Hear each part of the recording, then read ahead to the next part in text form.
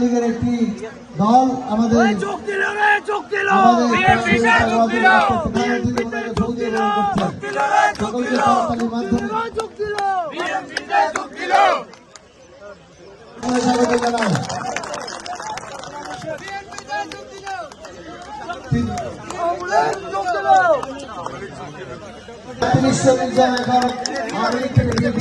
করছেন সকল কর্তাদের মাধ্যমে